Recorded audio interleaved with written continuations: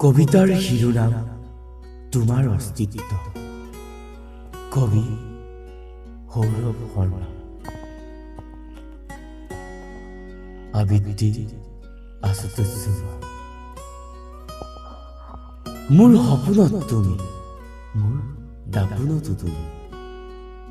তোমাৰ অবিহনে মোৰ জীৱন যেনে অন্ধকাৰ পৃথিৱী। তুমি মোৰ হাঁহিত আছা, তুমি মোৰ সুখতো আছা।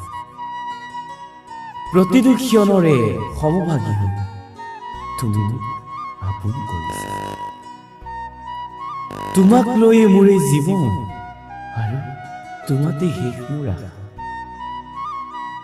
জীৱন মাথো তোমাৰ বাবে, তুমি নহলে হৃদয়ো নিথৰু। মোৰ সপোনৰ দলিছা তুমি, মোৰ সপোনৰ পৰিভাষা তুমি। তুমিয়েই যেন মোৰ সমস্ত জীৱন, গোটেই জীৱন জুৰি। তোমাকে বিচাৰো মই, নালাগে আন কাৰোৰে সহায়। মাজে সময়ে তোমাক লৈ কান্দো, মাজে সময়ে তোমাতে বিলীন হৈ। নাজানো কিয় এনে লাগে, তোমাক যেন এদিন হেৰুৱাই পেলাই। কিয় এনে লাগে যেন তুমি মোৰ পৰা এদিন আঁতৰি যাবা। কাৰণ সময়বোৰ নিষ্ঠুৰ জানা, তুমি অবিহনে জানো মই জীয়াই থাকিব পাৰিম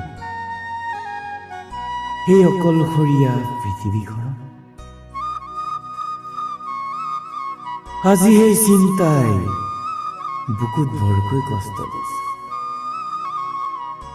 এক অচিনাকি শব্দই বাৰে বাৰে মোক হেঁচা মাৰি ধৰিছে।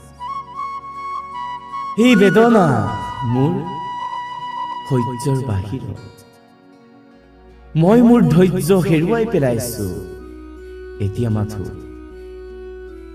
নেদেখাজনৰ ওচৰত এয়াই প্ৰাৰ্থনা, যাতে তেওঁৰ কৃপাত হৈ ৰব আমাৰ প্ৰেম চিৰযুগলৈ।